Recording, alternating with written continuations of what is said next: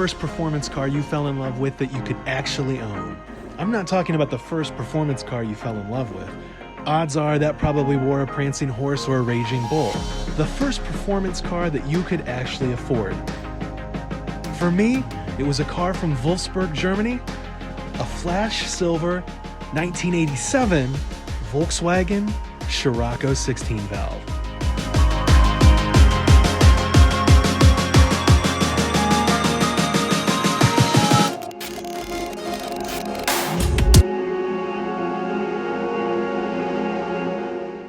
Back in 1993, I got really lucky. My second car that I ever owned was almost this exact Scirocco that you see here.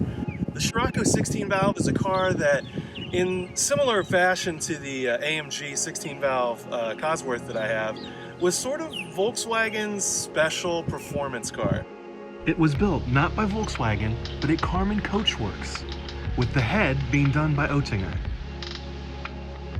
And so in the same way that the Cosworth Mercedes is special, these 16-valve Sciroccos are really special, and I think people are missing out on them.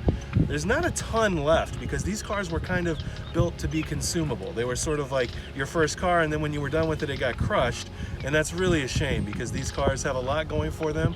It's a real performance car.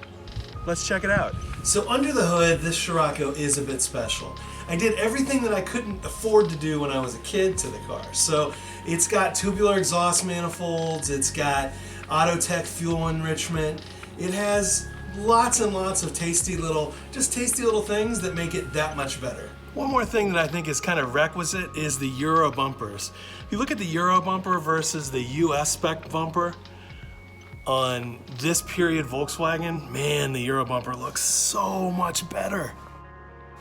The cockpit is really, really comfy in these cars, and the Recaro seats have ample bolstering and kind of put you in the right position for driving. And that's one of the things that really made me fall in love with this car, is it's a true driver's car. I think a lot of people would not consider Volkswagens to be driver's cars. I would urge them to drive a car from this era because they are driver's cars.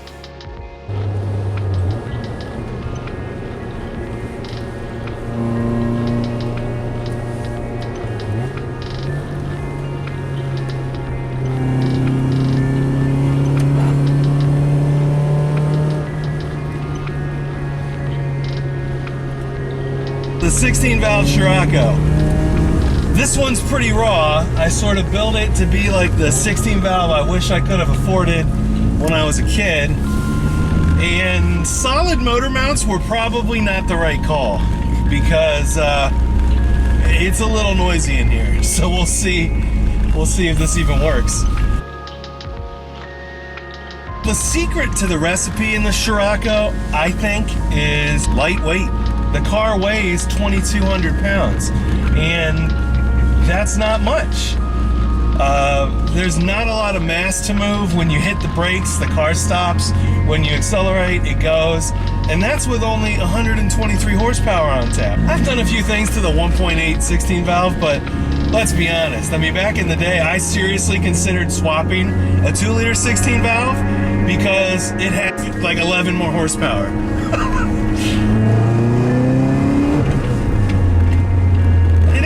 One of those things where, you know, does the car need more power? I mean, everything can always use a little more power.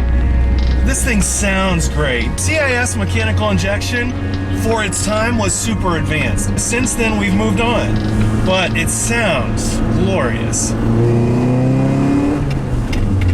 The perfect amount of intake noise and exhaust noise makes this car honestly one of my favorite cars to drive still to this day, and that's saying something.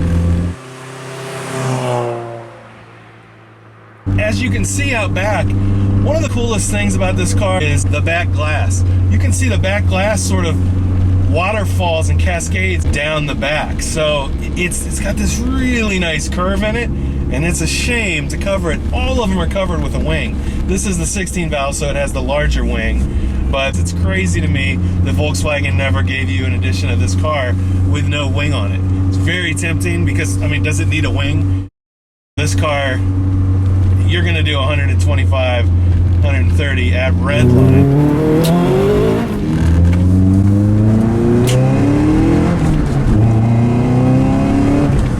these cars were new, they were relatively rare. Now they're really, really, really rare. You never see Scirocco's out on the road, and typically when you do, they're in pretty good fettle. This car to me looks, it's a Volkswagen designed car, but it looks almost more Giugiaro than the original Scirocco 1, which is a Giugiaro design. So it's one of those cars where, despite being not designed by Giugiaro, looks really Giugiaro. As I said, built at the Karmann Coachworks factory, that adds a little something special to this car. I think it adds a little something special to a lot of Volkswagens from that era. You know, the cabriolets were built at Karmann, the Karmann Ghia clearly built at Karmann, and these cars were fully assembled at the Karmann Coachworks factory.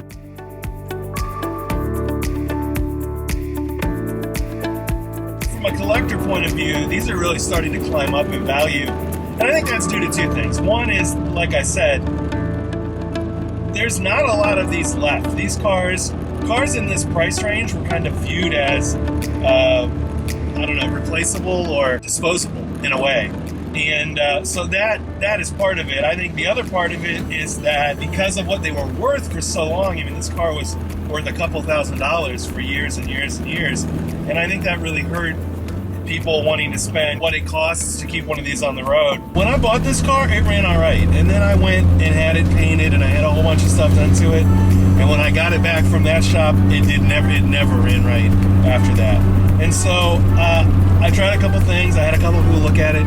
No one could get it sorted. Finally, Motor Cars in Grandview, Ohio came through in the clench, and Matt, who owns a car that's almost identical to this, had the parts that I needed. And it ended up that I did need some parts. The knock computer, which is probably a few K on a chip now. It's one of those things where it's a multi-chip circuit board, like it's a computer. And that was just to monitor the knock sensor on this car. That had failed, the knock sensor had failed. There was a bunch of stuff that was kind of jimmy rigged. What he charged me was, you know, relative 100% of what the cars were selling for 10 years ago. So you can see why a lot of these cars were sort of left to die, rust away. This car's always been extremely enjoyable to drive. I'm going to compare it, and this might be offensive to some of you, but E30 M3, the steering weight is similar, the gear selection is similar, the H is actually canted at like 15 degrees on this car, but it's just such a joy. And when you open up the tabs, all the way to 7,000. We're really moving now. So it's not like it's a slow car. By the standards of the day, when I had this car when I was a kid, I thought this thing was like the next level. 0 to 60 in the best road test, 6.8. The worst road test, 7.8. So it's a 7-second 0 to 60 car. In the 80s, that's moving pretty good. By today's standards, like even the slowest 4-cylinder Camry is catching you out. So. And it was at this point in time that I saw the sheriff. I mean, it's not like it's not a screamer in the traditional sense that it's going to press your head into the seat and keep you there type of thing. But it is one of those situations where we're going to get pulled over by the police. 1 hour later. And we're back.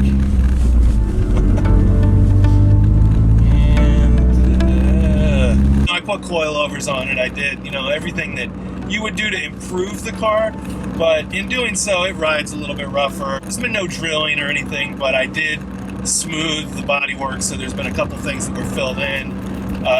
It's as I would have built it back in the day, being someone who dreamed about Sciroccos and wanted the perfect Scirocco. What I'd say is that with these cars gaining in value, several have just sold for, sit down, make sure you're sitting down before I say this number, but over $30,000. A Volkswagen Scirocco with, I think one of them even had like 180,000 miles. They will do high mileages. It still feels all of a piece. Let me grab this corner here.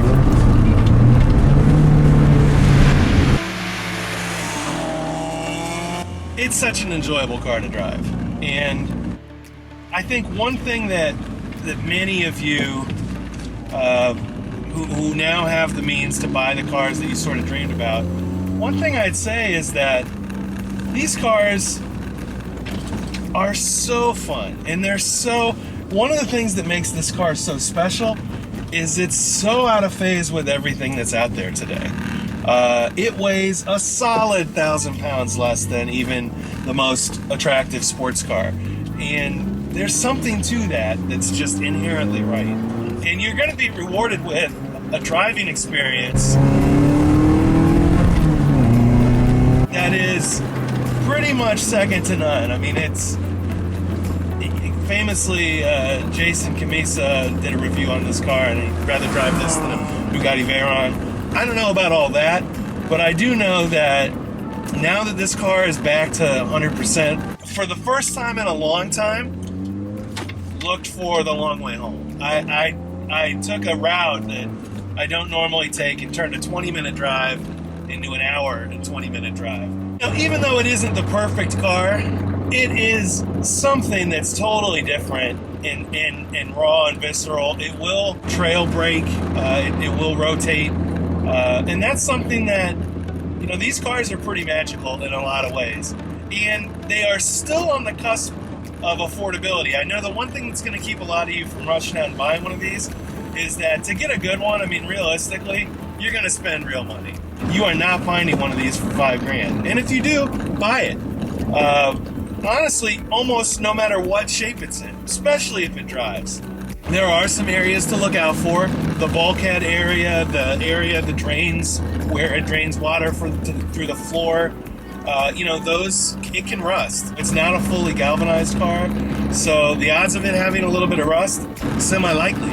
And one of the things that's kept me from I still don't have a Mark II GTIs because they're all rusted. Particularly in the Midwest, it is going to be tough to find that perfect car. That being said, this car is still based on Volkswagen's Mark I chassis.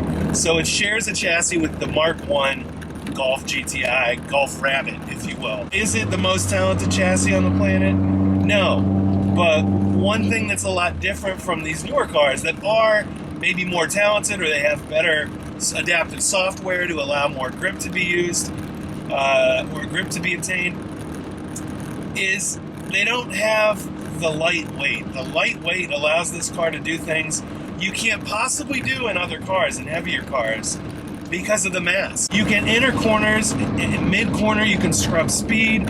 You have a lot more options with a lightweight car, and that's one of the things that I love. I love a lot of things about this car. Maybe I'm a little tainted. Don't think that I'm going to turn everyone here into a Volkswagen guy. This has more in common with a 70s Alfa Romeo GTV than it does with a modern M3, and I think that's a great thing. Well, I clearly love the Scirocco, and I'm clearly not an unbiased owner or driver. That may make this review a little bit one-sided. Are there negative bits about the car? Absolutely, there's negative bits about the car. One of the things that you can probably hear from most of the recording is that the car has a tendency to have squeaks and rattles. At this point, it's an older car. It's got squeaks and rattles. If that bothered me, I would not have put the solid engine mounts in there, which are probably going to be replaced because it's a little over the top.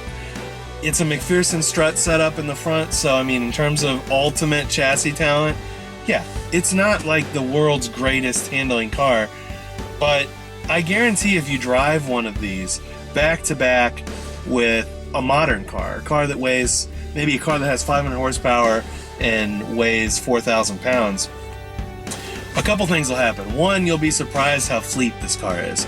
Like, it actually does get up and move. And there's something to this in the Cosworth. There's a way that it delivers power. It's a very linear. It makes more power as you climb up the rev range. And cars from this era that don't weigh a ton, you pay a penalty when you put a passenger in it. It feels slower when you put a passenger in it. The negatives would be that. The negatives also would be, you know, it is an older car. So there's parts that are impossible to find. Seals and stuff for the outside of the windows, there's a lot of them that aren't available. Most of the switches and stuff are pretty available, but it's starting to become one of those things where Just like there were cars from the 60s that were really hard to find parts for, cars from the 40s that never became collectible that you still can't find parts for. This is going to be one of those cars that it's going to have a cult following, and that's all it's going to ever have. There it is, the Cosworth. It shares a lot of good feelings, a lot of good vibes with the Cosworth. And it's one of those things where I love this car. If you ever wanted a Volkswagen Scirocco, I think now is the time to grab a Volkswagen Scirocco. With a lot of the cars I review, I mean, that's the point. I'm telling you, listen, now's the time to buy the car. If you want a Volkswagen Scirocco, they're never going to be cheaper than they are right now. I will say, in terms of if you want a perfect one, you maybe could wait a little bit. If you're willing to spend the money, find one that's been restored. That's not the worst idea.